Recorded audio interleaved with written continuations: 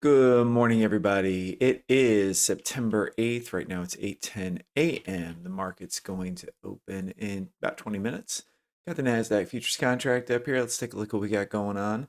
Let's start with a weekly chart to see how last week went. It is Monday morning. Always nice to see how the previous week went. I know Friday had a lot of bearish action on Friday that I can recall, but if we're looking at higher time frames, particularly on the weekly here, there's my pen. Um, Very nice bullish candle from last week on a weekly chart. This is a bullish doji. So that would suggest that price is going to push to the upside from here. I think a lot of people are waiting for this thing to fall. And I hate to tell all the retail traders out there, you guys are usually wrong. So probably some bear trap action going in right here from last week. You got to be a little contrarian, although we all are up at all-time highs. So, you also got to be kind of cautious. I know that's kind of conflicting, but that's why trading is so hard. Uh, we can draw a little descending trend line like that. A classic stair step here. We haven't broken these lows. This support level that's been put in. So lots of support below us. These lines look like they're close together because this is a weekly chart, but really these things are, 300 points away from each other. So lots of support going in down there. If we do end up starting to break higher here on the weeklies, we are looking at, that I like that 25,000 level. It's just a big psych level. But I would expect, price breaks new highs above 24,000. We're gonna keep pushing up into this level, and what you'll see is probably a lot of profit taking going on up here, and then you probably see a pretty significant drop. So that is a weekly analysis. We got to keep dropping down though because we are intraday traders. You can't trade off a weekly chart during trading intraday. This is what we got going on intraday. This is that descending trend line we just drew out on the weekly. Gosh, my pens are just all over the place. We only had two touches on it. We did break through and then we broke back. This looked very bullish. This was on Friday. And then we just broke back down in. We're now pushing back up above that. And if I'm looking at here, I can see, we can just draw an ascending trend line there. Yeah, we need to keep these levels in mind. Gosh, we've got a level here. You've got levels here. When I'm drawing these levels out, guys, these are going to show up on all my charts. I wish there was a way that I could draw a line and then have a text box automatically open where I could just type on it so that when I look down at lower time frames, I knew they were all labeled and I knew I could be like, okay, this is a daily resistance.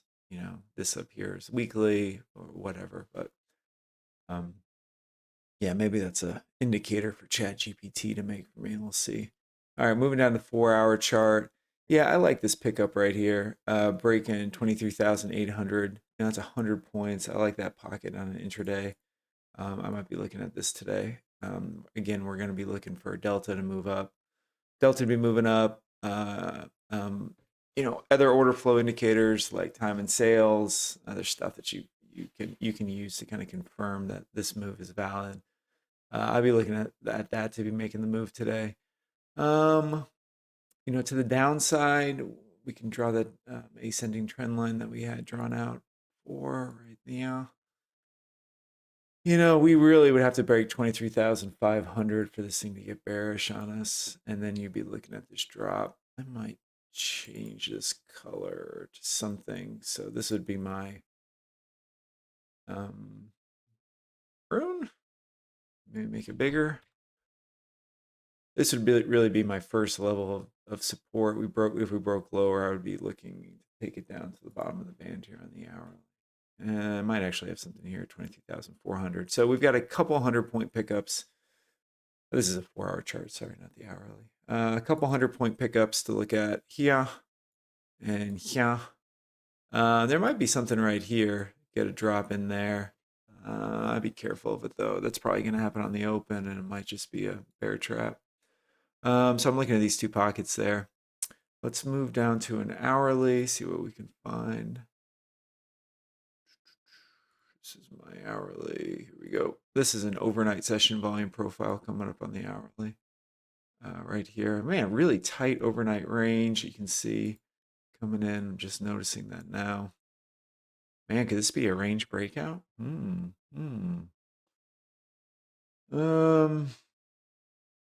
is a super tight range on the hourly. Oh, so one thing I will say is that forgot to mention this, we've got some important news coming up this week. Tomorrow, no, yeah, Wednesday, we've got PPI, and then Thursday, we've got CPI coming out. So those are really important numbers. So yeah, I mean, I'm seeing the consolidation coming in this morning, and I'm like, man, why is it creating such a tight range? It might be because of the important news that's going to be coming out later this week. So really need to make sure that you're aware of that. But yeah, man, we are in a range right here. I could draw that out. I don't want to put too many lines on my screen, but it's important to know where these levels are. Right, yeah. You know, if you were looking to move down time frames, I think that this would be a good short. And again, you know, this is the buy up here. We got to get through these two levels. So I think in order to make a stab at 23,900, you know, to the downside, if we start seeing bearish delta, you know, this move here from 23,700-ish down to 23,600, this 50-point drop right there, I think you might want to do. We start moving down. Let's look at delta coming in this morning. Where's my dotted line here? Remember, I moved this dotted line down to where delta opens on the day. I want to know where the opening is on delta. So I'll move this whenever the market opens. I just move this to wherever delta is. And then I watch it. You know, I want to see delta holding above the open. And ideally, what you like to see is get a nice trend day, is where you see delta trending up, stair stepping up, and you also get, you know, price stair stepping up, or vice versa, down, stair stepping down, or holding above zero, holding above the open, or vice versa, you know, below zero, and the open's below zero, and we're holding below zero if you're looking to short it. You know, you could also, and I did a short on Friday, a short video on Friday on YouTube about delta divergence. If you had a zone where you were looking to go long or go short from, so for instance, if we knew that, you know, this was big resistance, this was a solid resistance level right here, we thought it was. I'm not saying it is. I'm just as an example, right here at 23,720-ish. We've got that drawn out down here. As price moves down into this level, maybe we wick through, and what you'd be looking at delta here is to do some delta divergence, where delta, you know, price makes a new low down here, but delta actually puts in a, you know, lower high, or higher low. That's the term, higher low, and you get that delta divergence, and this would, you know, maybe signal that this is a valid support area, and then you'd be looking for price to start stair stepping up as a reversal zone. So yeah, lots of opportunities here potentially. Lots of opportunities to make money, lose money. I don't know. We'll see what happens. I'm trading a Take Profit Trader today, 25K account. If you guys are interested in Take Profit Trader, I've gotten multiple payouts from Take Profit Trader in the past. Always have been super fast, super easy. No bullshit like you get with some of the other prop firm companies, where you got to wait like a week and they evaluate and they find one little thing wrong with your trading and they deny your payout. Take Profit Trader is usually like within literally a few hours, I'm approved of payout, and it's right into my wallet, usually that same day. So I really like Take Profit Trader. I like the 25K accounts on Take Profit Trader because your profit target is 1,500 and your drawdown is 1,500.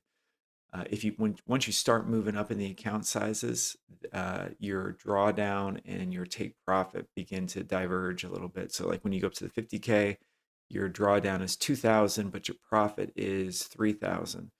So I prefer just to do the 25K one for take profit, because your profit target's only 1,500 bucks and it's equal to your drawdown. So, you know, you can just trade one contract, or you can trade micros, which is I would definitely do. I would not trade more than one contract on a 25K account. You really probably wouldn't be trading micros, two micros probably, particularly once you get funded. The other thing I like about Take Profit Trader is it is by far the cheapest evaluation, funded evaluation out there. I think for this one I paid like $90 for it, but if I pass it, I pay no activation fee. So my total cost on it's $90. Where lots of times, like with other prop firms, I'm not going to mention any ones. They have really cheap sales, where it's like $20 for an account.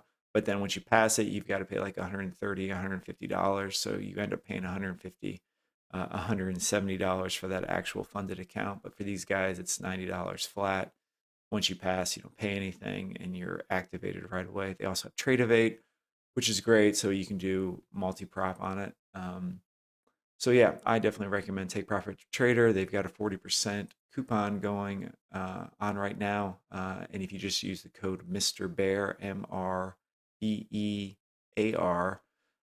that code will get you that 40% off. So definitely a good deal. I definitely take a look at it. There's lots of prop firms out there, but you want to be careful with the ones you go with. I can't tell you, I've been denied. I made 35K in one in the fall of last year, and I went back and forth with these people, and they never paid me out. They ended up paying me 7.5%. Like we negotiated down 7.5%. I mean, it was ridiculous. I was so pissed off at them. They kept denying payout, denying payout, denying payout, and eventually I got up to like 35K in this account, and I just threw a temper tantrum, and I was like, you guys gotta fucking pay me. And they eventually settled on 7.5%. And the contracts that you sign with them, you really have no recourse, no legal recourse. I talked to a lawyer, and they were like, yeah, you signed it. So 7.5% was the best I could do, and I left them a very nasty trusted pilot review. Um, they do all sorts of other tactics too. If you start getting real profitable, you start taking multiple payouts, and you get to. I had another one where I got to the sixth payout, which after you get to six payouts, you basically have uncapped withdrawals. And then they start doing like a bunch of psychological stuff to you, sending you a bunch of emails telling you they're watching, reviewing your account, and actually they never paused my account, but they're like, you're being, reviewed for our live trader program. Like they're just kind of putting more pressure on you, eventually to, you know, psychologically screw with you. So Take Profit Trader I always like. I also like Tradeify. I'm not an affiliate with Tradeify though, and they're more expensive, but I've never had any problems with Tradeify. I think they're great too. I'm just they don't really have an affiliate program, and they're more expensive than Take Profit. I find Take Profit and Tradeify to be very reputable, and I like both of those companies. So, anyways, I could talk about prop firms all day. I think I've done every single one of them at this point after 5 years. Um, yeah, you just want to. I think they're really good for traders who are looking to. I've said it before in the past. They're excellent if you're just starting out trading, because I promise you are going to blow up accounts, account after account after account. There's a reason why these prop firms all exist, is because people run through accounts so quickly, and it's better to blow a sim $1,500 account and a prop firm evaluation that you paid $90 for, rather than dumping $1,500 or $2,500 or $5,000 or $10,000 of your savings, thinking that you're ready to start trading. It's very difficult to trade and to keep these accounts. I've gone through so many funded accounts. I've been paid out a lot. I've blown accounts. I mean, this is a tough game to do, and I would definitely recommend prop firm trading. There's like a concept that I've kind of done. Once you get these things to pay out, you milk them, and you just try to get those minimum payouts, because just kind of, I mean, I went through this phase last year where I was just, I considered like milking these accounts, where you have multiple accounts and you milk them, and basically, like if you had a 50K account, you get it up to, 5,100, and then you just pull out the 2,000, or no, 4,100, you pull out the 2,000, you get it back down to your buffer 2,100, push it up again to 2,000, pull it out, 2,000. You're just trying to make money off of them, and having multiple of them is a good way to do that. So, anyways, that's one strategy to these. Another one, I know people want to like hold them, and they think they're going to build it up to $100,000 or $1,000,000, and some people do that. I think you just got to figure out like what kind of trader you are, um, and what you're trying to get out of it. So I think getting those first payouts is really psychologically good. I can't tell you how many times I've been in one. I've been in profit. I've been at or beyond payout, and I've blown the account. Just trading too big, not wanting to take a loss, not wanting that, my P and not my P and L, my account balance to drop below a certain point because I'm counting on the $2,000 or $3,000, and then I'm at a $500 loss on a trade, and I don't want the thing to go down, so I add to it, and then before you know it, I add to it again, and then it just goes. So this is a tough game, guys. And anybody, I think, on YouTube, I think there are some valid people. I know there's like this guy Jade Cap who took like the biggest Apex withdrawal ever. I think some people are legit. I don't think he's doing that all the time. I think he had a really good run, did really good stuff, and hit the jackpot with it. And I think he probably still. I don't follow him. He does ICT concepts, which I don't do. But there's people that are taking big payouts, and I've taken big payouts too. Not like a really big lump sum. I've taken a lot of small 2,000, 3,000, 4,000 payouts over the last year. And so, yeah, I think it's just whatever your strategy is. And that just goes with everything. That goes with like, what is your trading strategy? Not just like what's your prop firm strategy, but what's your trading strategy in general. Some people will hold trades, for an hour. I'm just not one of those people. I'm not trading the my funded futures today because their rules aren't really conducive for scalping. And I'm more of a scalper. So I think you've got to hold your trades for 5 minutes. And I've not been holding my trades for 5 minutes in that account, particularly recently. I think the market conditions for me right now are more for scalping. So take profit trader doesn't have any rules like that with scalping or how long you got to hold your positions. They do have a consistency rule, but most of them do at this point. I think it's 20%. So yeah, I can ramble on and on and on about prop firms, but I'm a big advocate of doing prop firms instead of blowing through your own money. I was talking to a good friend of mine, and not a good friend, a friend of mine who's an actual trader, like a prop firm trade. He traded for prop firms in Chicago for on the CME, and he's a big crypto guy now. Anyways, he blew through lots of accounts, when he was starting off and for a long time, and now he made it big in crypto. He's a huge crypto guy. He's always getting me to buy crypto shit, which I really am not into. But I bought one token or one coin or whatever you call it that he was really excited about. And so I bought some of that, and it dropped like 20% the next day. I'm like, fuck. And he reminds you that, think long term in 10 years what it's going to be worth. And so, yeah, you gotta stay solid with that stuff and just hold on to it. So, anyways, all right, guys, I'm done rambling. Alrighty, let's let the market open, move around, and see if we can't find some opportunities. Okay, everybody, we are back. Right now it's 3:23. I actually stopped trading quite a while ago, but I had to do some other stuff, and so I'm just now getting back into doing the trade recap. We took quite a few trades today. Ended up flat on the day, obviously. You can see all the trades we took over here. Looks like a shotgun went off on the screen. But a lot of scalps, and I probably just would have been better off taking one of my trade setups that I looked at pre-market. But let's take a look.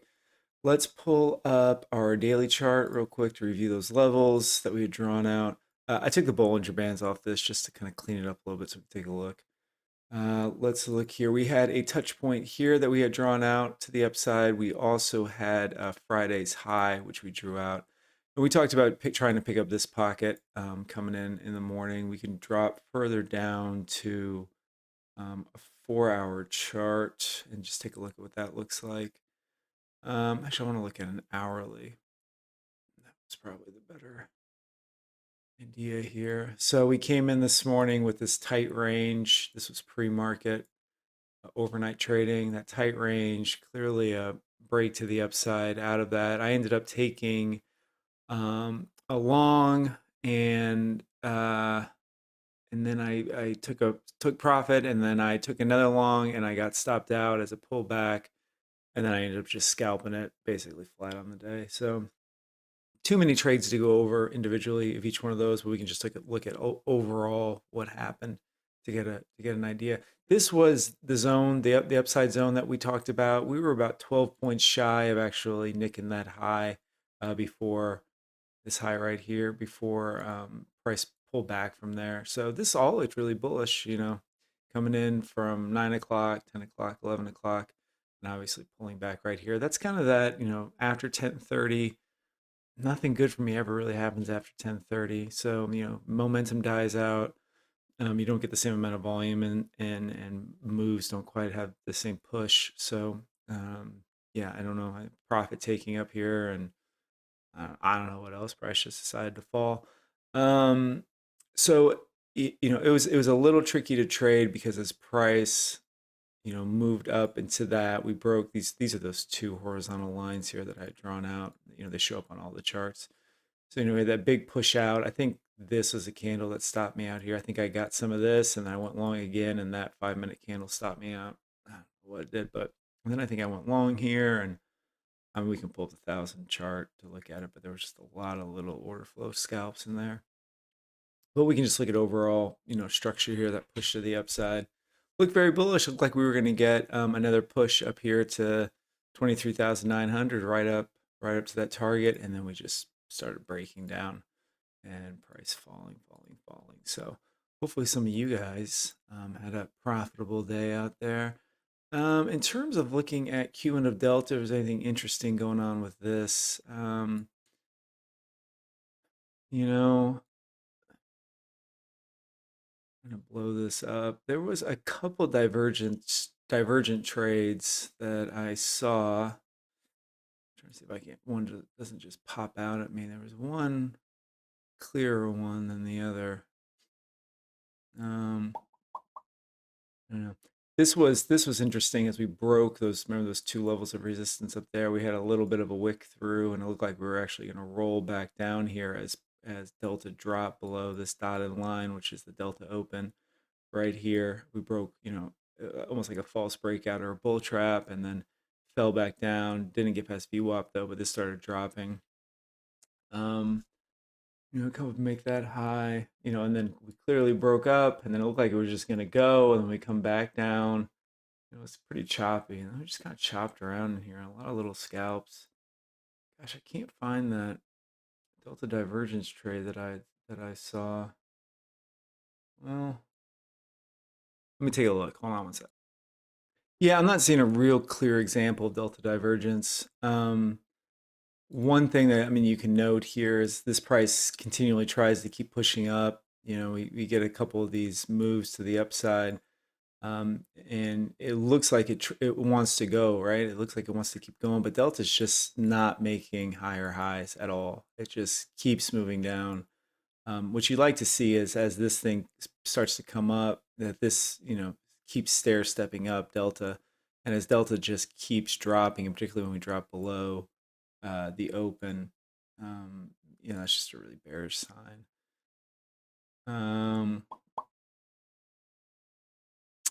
Yeah, I don't know. I'm not seeing much. It wasn't really that great of a day, except for just that really simple price action, breakout to the upside, breaking those two levels of resistance and trying to pick something up in here. But this was choppy. I mean, I'm not gonna lie, this was not a real clean break where it looked like it was just gonna go. We had this pullback here and didn't make a new high, came back down, then made the new high. I mean, which it's not really a nice trade. I remember taking shorts in here, watching Delta drop below the open as price was trying to move up. I saw Delta flat and actually moving down a little bit, and I thought we were going to come down, but clearly, I remember going long on this one too, back to the upside. But yeah, I don't know, not the cleanest trading day, but from a higher time frame standpoint, it looks it looks like it would be super easy, and you could just take the long over the break of that level and take it up. I mean, this looks pretty straightforward. An opening range breakout. Opening range breakout? I don't think it's opening range. I think overnight session breakout. There's a 4x trading strategy on the London Open that I think a lot of people do that's very similar to this. But that is about all I've got for today. What do I think? Remember, we've got a PPI coming out. Is that tomorrow? I said it in pre-market. Yeah, I know it's on Wednesday. PPI is on Wednesday, and then CPI is on Thursday. Might have a lot of choppiness until then, so I would be, careful looking at, I would keep that weekly chart. Get off my screen, man. I would keep that weekly chart in mind. Still getting that push to the upside. So we'll see what happens. Hopefully, I catch you guys back here tomorrow. Take care. Bye.